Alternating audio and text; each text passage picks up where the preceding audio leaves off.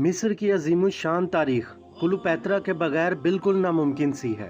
Cleopatra को हुस्न की देवी, बेवफाई की अलामत और जहरीली नागन जैसे अलकाबात दिए जाते रहे हैं, लेकिन जदीद दौर की तहकीक में इन अलकाबात में से अक्सर को गलत साबित कर दिया है। आज की वीडियो में हम राजों से पर्दा उठाएंगे और क्लियोपेत्रा की जादुई तारीख को जानेंगे। मगर नए आने वाले मेहमान, अगर वीडियो अच्छी लगे तो लाइक और सब्सक्राइब ज़रूर कर देना। क्लियोपेत्रा को दुनिया से गए 2000 साल से ज्यादा का अरसा गुजर चुका है। वो इतनी खूबसूरत और हसीन थी, लोग उसे देखते ही उसकी मोहब्बत में गिरफ्तार हो जाते थे। जब वो पानी पीती तो पानी उसकी गर्दन से गुजरता हुआ बाआसानी देखा जा सकता था। कहा जाता है कि वो मुख्तलिफ जानवरों के दूध से ना आया करती थी। मिस्रियों के मुताबिक वो हुस्न की देवी थी जो क्लियोपेत्रा के रूप में इस दुनिया पर जाहिर हुई थी। खूबसूरत औरतें यूं तो दुनिया में पैदा होती रहती हैं, लेकिन क्लियोपेत्रा जैसी शख्सियत शायद ही किसी को नसीब हुई हो। अगर बेपनाह हुस्न के साथ जहानत भी किसी औरत को अता की गई हो तो ये किसी करिश्मे से कम नहीं। क्लियोपेत्रा हुस्न की मलका तो थी ही, मगर इसके साथ साथ बला की ज़हीन भी थी। उसने बड़े बड़े चालाक बादशाहों को अपनी जुल्फों का असीर बना रखा था। क्लियोपेत्रा मिस्र पर हुकूमत करने वाली 33वीं खानदान की आखिरी वारिस थी। इसके जद्दे अमजद सिकंदर आजम का आखिरी जर्नैल बतलीमूस था, जिसने सिकंदर आजम के मरने के बाद खुद मुख्तारी का ऐलान करके मिस्र पर कब्जा कर लिया था। इस खानदान ने मिस्र पर 300 साल से जायद हुकूमत की। 51 कबल मसीह में जब क्लियोपेत्रा के वालिद का इंतकाल हुआ तो क्लियोपेत्रा उस वक्त सिर्फ 17 साल की थी। मिस्र के रिवाज के मुताबिक खानदान की बड़ी लड़की तख्त की वारिस बन सकती थी, लेकिन उसके लिए उसे अपने भाई से शादी करना पड़ती थी। लिहाजा क्लियोपेत्रा को अपने 12 साल के भाई से शादी करना पड़ी और इस तरह मिस्र पर ये दोनों दोबारा तख्त नशीन हुए। दरअसल ये मिस्र का रिवाज था और वहाँ बहन भाई की शादी करना कोई बुरी बात नहीं समझी जाती थी। हुकूमत के तीसरे साल दीगर वजीरों के भड़काने पर क्लियोपेत्रा के भाई ने मुकम्मल इख्तियार अपने हाथ में लेकर उसे जिला वतन कर दिया। क्लियोपेत्रा ने मुल्क शाम जाकर इख्तियार दोबारा हासिल करने के लिए फौज इकट्ठी करना शुरू कर दी, लेकिन वो जानती थी जब तक किसी बड़ी ताकत का साथ नहीं मिलेगा वो मिस्र के तख्त को हासिल नहीं कर सकेगी।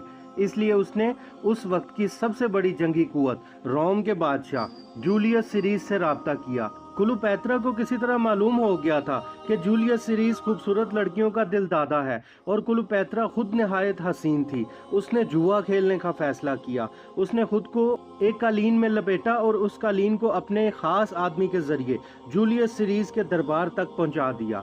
ऐसा ऐन मुमकिन था कि जूलियस सीरीज उसे पकड़कर उसके भाई के हवाले कर देता और उसका भाई उसे कत्ल कर देता, लेकिन क्लियोपेत्रा को अपने हुस्न और जूलियस सीरीज के हुस्न परस्ती पर इतना एतमाद था कि उसने ये आखिरी पत्ता खेलने का इरादा कर लिया।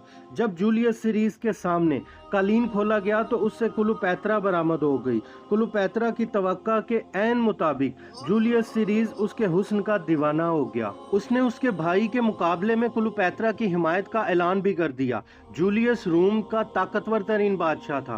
क्लियोपेत्रा ने जूलियस सीरीज की मदद से मिस्र की हुकूमत पर दोबारा कब्जा करके अपने भाई का काम तमाम कर दिया, लेकिन मलका बनने के बाद मिस्र के रिवाज के मुताबिक इस बार क्लियोपेत्रा को अपने 11 साल के भाई से शादी करना पड़ी। हुकूमत संभालने के बाद वो जूलियस सीरीज के पास रोम पहुंची और उसके दिल की रानी बन गई। जूलियस क्लियोपेत्रा के इश्क में इस कदर दीवाना हो गया कि इसने पूरे रोम को अपने एक जर्नैल मार्क एंथोनी के हवाले कर दिया और खुद क्लियोपेत्रा के साथ अय्याशियों में मशगूल हो गया। लेकिन जल्द ही एक साजिश के जरिए जूलियस सीरीज को कत्ल कर दिया गया। इसके बाद क्लियोपेत्रा मिस्र वापस लौट गई। कहा जाता है कि मिस्र वापस पहुंचने के बाद उसने अपने भाई को भी जहर देकर मरवा दिया। उधर जूलियस की मौत के बाद रोम में खाना जंगी शुरू हो गई। सीरीज का करीबी दोस्त जनरल एंथोनी दावेदार की हैसियत से सामने आया। क्लियोपेत्रा ने उस वक्त किसी की भी हिमायत नहीं की। एंथोनी ने उसे रोम बुलाकर इसकी वजह जाननी चाहिए, लेकिन जब क्लियोपेत्रा अपना तबाह करने वाला हुस्न लेकर उसके सामने आई तो वो भी उसका दीवाना हो गया और उसके साथ मिस्र आ गया।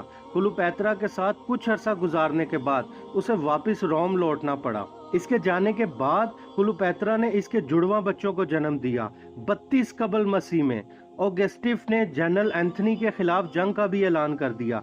लिहाजा जब मार्क एंथोनी की शिकस्त यकीनी हो गई तो क्लियोपेत्रा ने एंथोनी को मिस्र वापस लौटने का मशवरा दिया, लेकिन इससे पहले कि मार्क एंथोनी मिस्र के लिए रवाना होता उस तक झूठी खबर पहुंचाई गई कि क्लोपेत्रा कत्ल हो गई।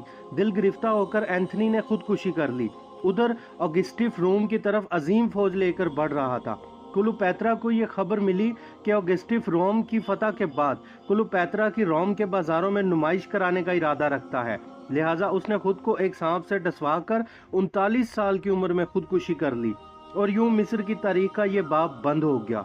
क्लोपेत्रा अपनी हंगामा खेज जिंदगी की बदौलत न सिर्फ किताबों में हमेशा के लिए जिंदा हो गई, बल्कि क्लोपेत्रा ने तारीख में खुद को एक अजीबो गरीब हुस्न की मलका, सहर अंगेज और हवस की पुजारन के तौर पर भी पेश किया। क्लोपेत्रा की वजह से कई रियासतें तबाह हुईं। क्लोपेत्रा को कई मुसन्निफों ने अपनी किताबों का हिस्सा भी बनाया। इस पर कई ड्रामे लिखे गए और बहुत सी फिल्में बनाई गईं। आज के कई कॉस्मेटिक्स और मेकअप इनको क्लोपेत्रा की ही देन है, क्योंकि मेकअप की इजाद क्लोपेत्रा ने ही दी थी और दुनिया की वो पहली औरत थी जिसने अपने नाखून और होंठ सुर्ख किए थे। अल्लाह ताला हम सबको ईमान की हालत पर मौत दे, आमीन। मिलते हैं किसी और वाक़िए के साथ अगली वीडियो में। तब तक के लिए अल्लाह हाफिज।